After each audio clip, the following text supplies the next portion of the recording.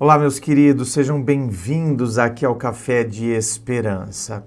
Hoje vou fazer um vídeo um tanto quanto diferente. Eu vou falar aqui sobre as minhas experiências de Deus, ou seja, as vezes em que eu realmente senti Deus.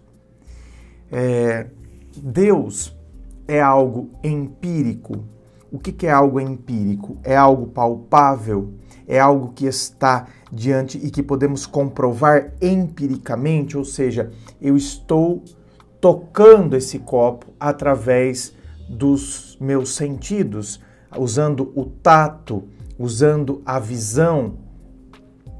Eu posso, de maneira empírica, comprovar Deus? Não. Mas cada pessoa, por vezes, passa por determinadas situações onde, então, individualmente e de maneira totalmente subjetiva, a pessoa experimenta Deus. E é sobre isso que eu vou falar aqui. As vezes em que eu, André, experimentei Deus na minha vida. Então, eu não posso, de maneira alguma, dizer que Deus não existe. É óbvio, né?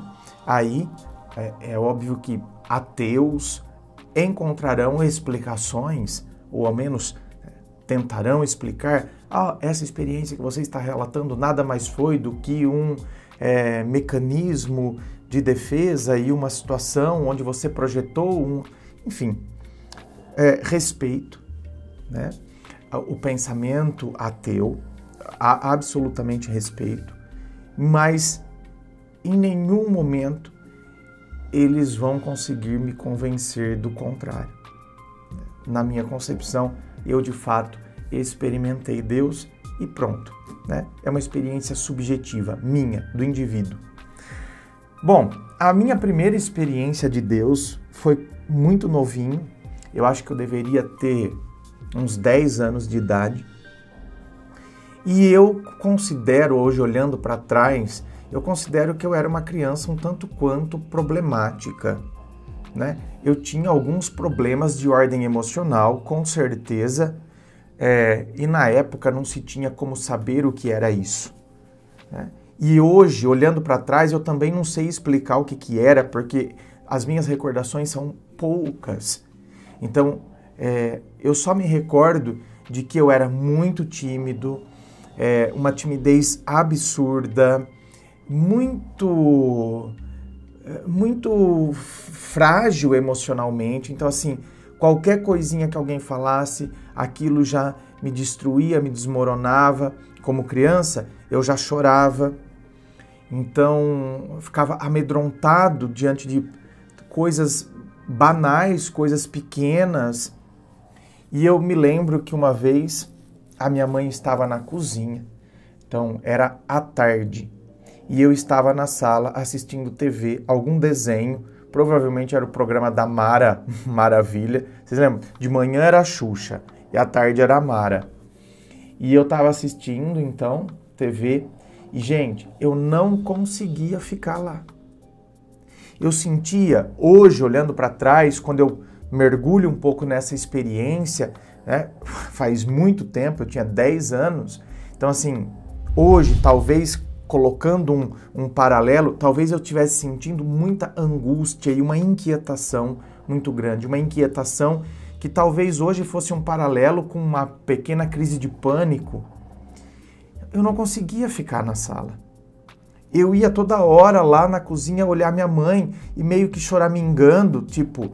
E minha mãe não conseguia entender o que estava acontecendo comigo. E nem eu. Eu voltava para a sala e ficava lá e não conseguia. E olha, a porta da sala aberta. Então, assim, saindo da sala, você passava por uma copa. Lembra? As casas antigamente tinham a copa. E aí você chegava na cozinha. Minha mãe estava na cozinha. Então, a porta da sala aberta. Ou seja, eu podia estar escutando ela lá, porque ela devia estar fazendo alguma coisa. Mas eu tinha que ir lá. É como se eu sentisse uma insegurança, um medo de que ela fosse embora. E olha, A minha mãe, a única coisa que ela fez, ela não ficou brava, ela não gritou, nada, né? Porque talvez alguma mãe poderia ter ficado de repente, né? O que você tem, menino? Pelo amor de Deus! Não, a única coisa que ela fez, sabe o que ela fez? Ela foi até a copa, ali, e na copa tem uma cristaleira e tinha umas gavetas embaixo. Nessas gavetas, às vezes, ficavam alguns livros guardados e ela tinha um livrinho antigo de quando ela deu catequese. Minha mãe foi catequista, na época que era aqueles livrinhos de pergunta e resposta. Quem é Deus? Deus é Espírito Perfeito. E aí ela abriu aquele livrinho e tinha o creio. E eu tinha aprendido a ler, né? Porque eu entrei na primeira série com 8. Eu deveria ter uns 10 quando isso aconteceu. E ela falou assim, leia essa oração, que era o creio. E eu li. Ou seja, eu rezei. Gente, eu juro pra vocês. Você tá vendo? Eu tô vendo eu, criança, lá na copa, lendo. E eu sinto o que eu senti. Eu senti como se tivesse feito algo assim, ó. Fez assim, ó. Olha, chego a ficar arrepiado. Simplesmente sumiu o que eu estava sentindo. Então, o que eu, com 10 anos de idade, poderia saber sobre um processo psíquico, por exemplo, de indução? Você foi induzido a acreditar que ficaria bem. A minha mãe em nenhum momento falou, lê isso aqui que você vai ficar bem. A minha mãe só falou, lê isso aqui. Foi a única coisa que ela falou. E eu li, ou seja, eu rezei. E desapareceu o que eu estava sentindo. Na época, eu assimilei que isso era uma experiência de fé? Jamais. Eu simplesmente voltei para a sala feliz e contente e continuei a ficar lá e fiquei a tarde inteira assistindo desenho. Em paz. Em paz. Quem tem síndrome do pânico sabe. Quando você tem síndrome do pânico, você não consegue ficar sozinho, você sente angústia, você fica inquieto. Não é?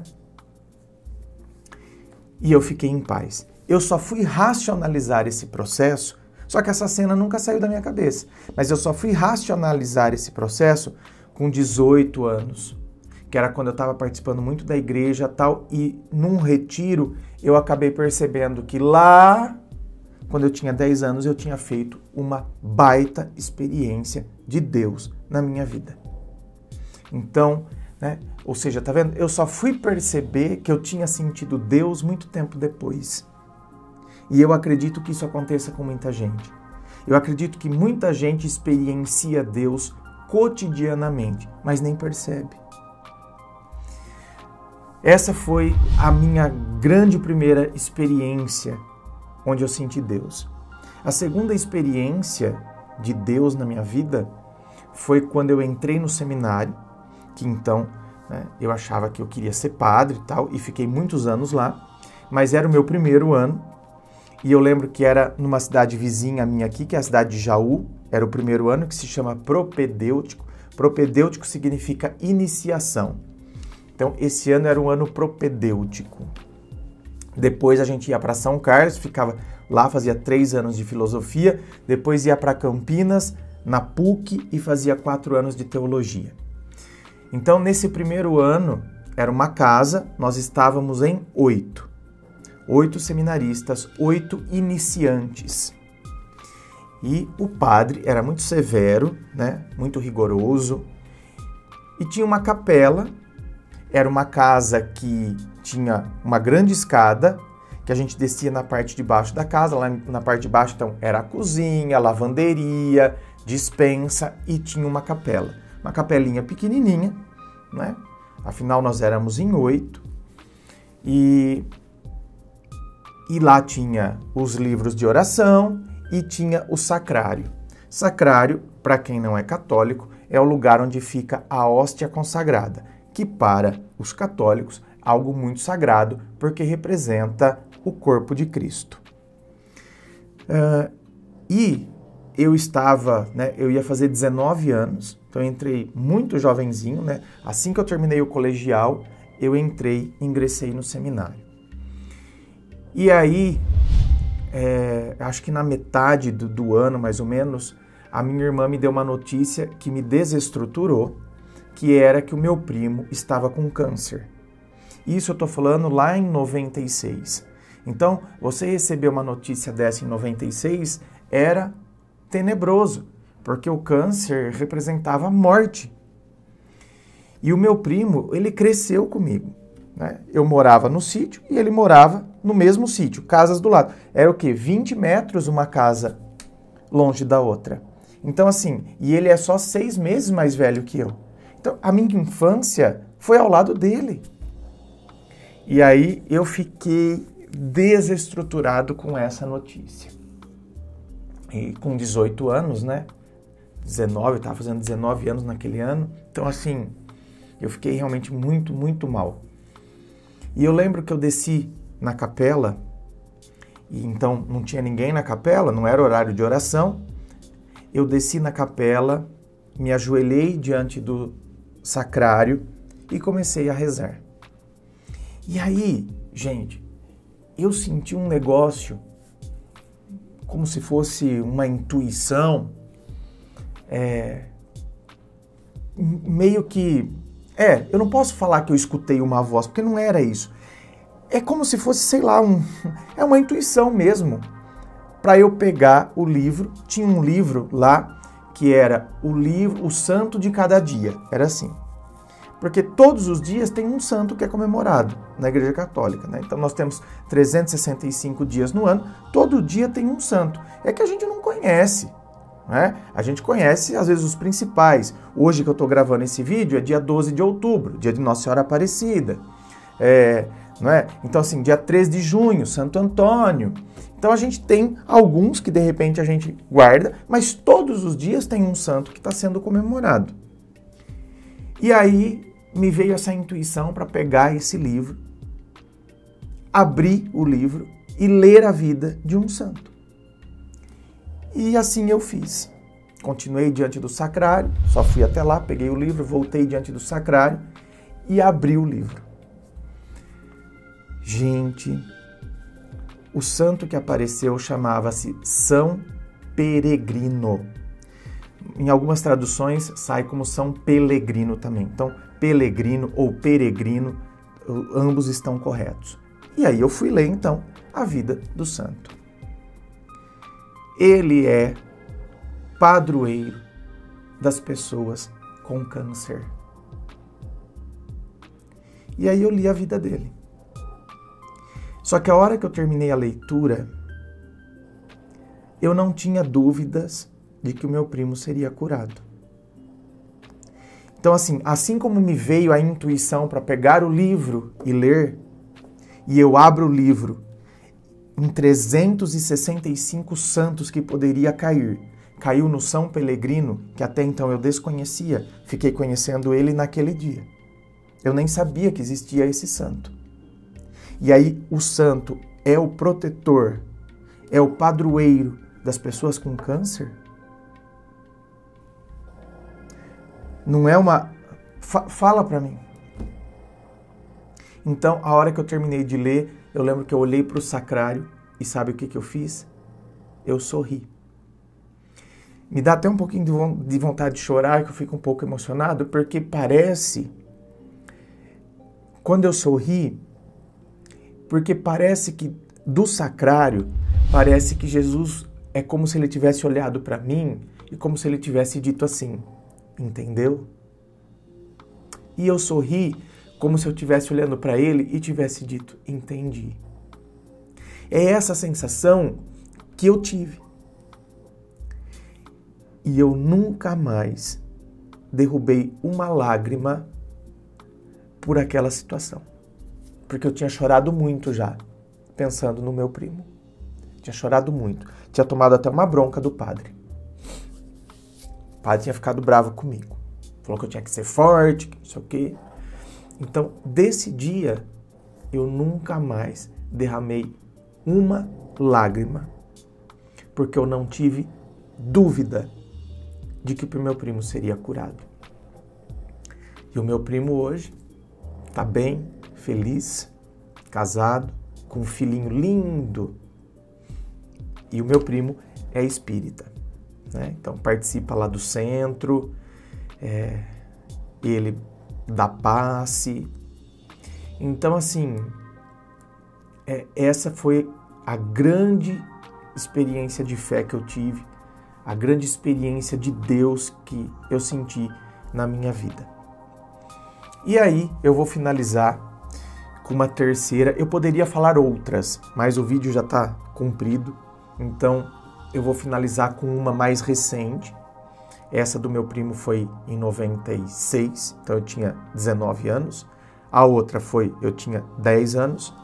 E essa aconteceu em 2021. Foi dia 19 de dezembro de 2021. Eu estava voltando do sítio dos meus pais e eu tenho um problema, gente.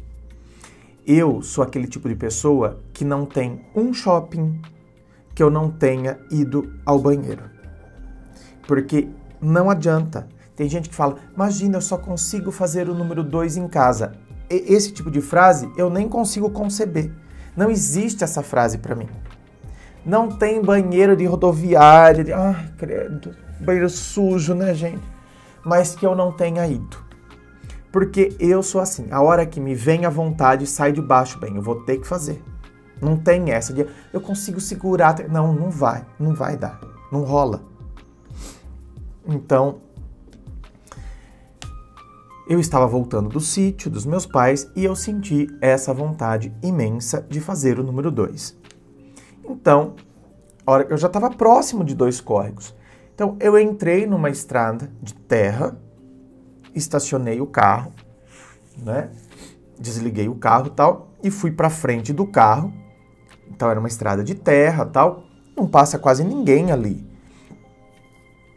E eu agachei e comecei a fazer o trabalhinho. Bom, aí beleza. Aí eu levantei, e eu levo papel higiênico no carro, viu, gente? Justamente por causa disso. Então não pensem que eu fiquei sujinho, hein? Aí me levantei e estava voltando para o carro. Quando eu estava voltando para o carro, estava chegando um rapaz empurrando a bicicleta e ele parou próximo à porta do carro, onde eu ia entrar.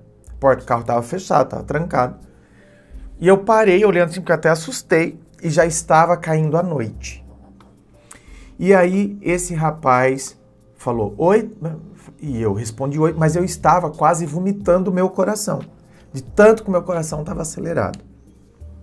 E aí esse rapaz começou a fazer perguntas, começou a perguntar se eu era daqui, que ele não me conhecia, e eu comecei a achar aquilo tudo muito estranho. E aí ele pegou e eu continuei na frente do carro, porque sabe quando você não processa o que está acontecendo? E eu comecei a achar que eu ia ser assaltado. Aí ele pegou, ele deitou a bicicleta e veio na minha direção. Eu estava assim, próximo da frente do carro, e ele veio na minha direção, ficou próximo a mim, e assim, na minha cabeça, eu pensei, eu não vou recuar, porque se eu recuar, eu mostro que eu tô com medo dele, e também mostro que eu tô achando que ele vai me assaltar, então eu vou mostrar para ele que eu tô achando que ele vai me fazer alguma coisa, e se ele só tá conversando, ele também vai se sentir ofendido. Ou seja, passava tanta coisa na minha cabeça, gente. Aí ele veio próximo a mim e aí começaram algumas perguntas muito esquisitas. Do tipo, por que você usa óculos? Porque eu, à noite, não adianta, eu tenho que andar de óculos, gente. À noite ou de dia, quando eu tô dirigindo, eu tenho que usar óculos. Porque senão eu não enxergo de longe. Por que você usa óculos? Aí, bom, primeiro ele começou, por que o seu carro é preto? Eu falei, porque eu gosto. Não, mas carro preto é carro de bandido. E eu dei risada, eu falei, claro que não. Carro preto, carro de bandido. Aí ele falou, você anda armado? Eu falei, não, claro que não. Aí ele falou assim, por que você usa óculos? Pensei, gente, não tá batendo bem, esse negócio não tá legal isso aqui. Eu falei, eu uso óculos porque eu não enxergo. Mas você já nasceu assim? Falei, não, né? Eu passei a não enxergar de uns anos pra cá, por isso que eu tô usando óculos. Aí ele começou a fazer outras perguntas que eu nem me recordo agora, assim, porque eu comecei a ficar nervoso. Aí eu disse assim pra ele, viu, tá ficando tarde e tal, eu tenho que ir embora. E eu virei as costas, certo? Eu virei as costas para ir, então, porque eu estava aí pouquinhos metros, né, o quê? 2 metros, acho, da porta do meu carro, onde ele tinha deixado a bicicleta deitada. Então eu ia ter que passar pela bicicleta dele, abrir a porta. Aí, a hora que eu virei as costas, eu comecei a sentir uns soquinhos nas minhas costas. Uns socos, assim. Eu falei, o primeiro pensamento foi, sério, eu não acredito que eu tô passando por isso. Não acredito que o cara começou a dar esses tapinhas na minha cara, porque parecia tapa. Sabe, não era um soco assim, né, com força, parecia uns tapinhas. Eu falei, gente, ele tá dando tapinha nas minhas costas? Eu virei e ele assim, com aqueles tapinhas. E aí, a primeira reação foi, eu vou ter que ir pra cima, esse cara vai... Ele tá querendo, sei lá, brigar comigo, vai querer me desmaiar, pegar meu carro. Então, eu fui pra cima dele. Ele era mais alto que eu, mas ele era magro. Mas ele era mais alto que eu. Então, eu fui pra cima dele e fui também dando tapa nele. E ele continuou, eu sentindo aqueles tapinhas que ele ficava dando em mim e tal. E aí, eu não sei de onde ou como, porque eu nunca nem briguei na escola. Eu não sei o que é dar um tapa em alguém. Eu nunca briguei na vida. Nunca, gente. Nem bola eu jogava. Eu tinha medo de tomar bolada. Eu não sei de onde veio. Mas eu sei que eu virei ele. Eu virei ele. Vocês estão entendendo? Que eu meio que, tipo, segurei ele pelo lado assim e eu virei ele. Eu ergui ele no alto assim e joguei ele no chão. E eu encavalei em cima dele, sabe? Fiquei encavalado em cima dele assim. E aí, olha como eu não sei brigar. Eu fechei a mão e dei 3 socos no rosto dele com a mão fechada assim. E ele, enquanto eu tava encavalado nele, ele dando esses tapinhas aí, tudo aqui na minha bunda, né? Que era onde a mão dele alcançava, que ele tava caído e eu tava assim, em cima dele. Aí ele levantou, né? Me levantou, e ele gritava assim, seu demônio, seu satanás. Ele gritava pra mim. E continuou com aqueles negócios, pois assim, aí depois que ele me levantou, eu acho que aí em questão de 5 segundos eu virei ele de novo, com o mesmo golpe que eu tinha dado anteriormente, que eu não sei nem de onde saiu. Só que aí teve um plus nesse segundo golpe. Esse segundo golpe, quando eu vejo ele na minha frente assim, ó, é uma cena clássica de filme de luta. Cena clássica. Eu virei ele, derrubei ele no chão e fui com o joelho direito, eu fui com o joelho na cara dele. Então, ele caiu de lado, assim. Sabe quando a pessoa cai de lado? Ele caiu em cima do próprio braço, assim. Então, o corpo dele segurava o braço dele aqui embaixo, assim. E eu com o joelho na cara dele. Gente, é assim, ó. Virou e eu já fui com o joelho em cima. Então, assim, é um golpe de filme. É coisa de filme. Não é uma coisa que eu, André, faria. E nessa hora, como ele ficou, então, com a mão imóvel, porque ele estava com o braço debaixo do próprio corpo, que eu vi um canivete na mão dele. Na mão direita. Um canivete, gente. E eu tava, a adrenalina, né, era tanta que eu ainda pensei assim, idiota, eu pensei, gente, ele iria me machucar. Só que ele já tinha me machucado, só que eu nem senti. Todos esses tapinhas que eu achei que ele estivesse dando eram canivetadas. Eu estava com as costas fatiadas. A bunda também. Quando eu encavalei em cima dele, que ele ficou acertando minha bunda, minhas costas, meu pescoço. E eu não senti nada. Aí, quando eu vi o canivete na mão dele, eu ainda falei, joga esse canivete, não, joga esse canivete, não, joga esse canivete. Aí eu apertei chutei a cabeça dele com muita força. Aí foi a hora que então ele afrouxou um pouco, eu puxei o canivete assim. No que eu puxei o canivete, acho que veio cortando a mão dele, né? E aí eu peguei o canivete, virei na cara dele e eu falei assim, eu vou levantar e eu vou em direção ao carro. Se você vier atrás de mim, eu vou te matar. Olha isso, gente. Olha o que eu tive que falar. Olha o que eu tive que falar. E aí eu fui levantando, né? Fui apontando o canivete para ele, levantei, fui em direção ao carro. Meu óculos caiu, nunca mais achei, né? Perdi meu óculos. E aí levantei, montei no carro, pum, e corri. Fui embora com o carro. Não consegui voltar para a pista, porque o meu carro estava de ré para a pista, eu tive que ir para frente, numa estrada de terra. Depois lá na frente eu fiquei esperando um tempo, depois eu virei o carro e voltei, e aí voltei para a pista. Por que que essa foi uma experiência de fé para mim? Porque não fui eu que estava agindo na hora que eu me defendi. Eu, André, nunca teria feito aquelas coisas, nunca teria dado aquele golpe. Então, assim, eu tenho certeza que tinha um protetor ali do meu lado e que esse protetor interveio para que algo não grave, não mais grave do que foi, né, não acontecesse. Porque, gente, era para eu estar morto no meio daquela estrada de terra.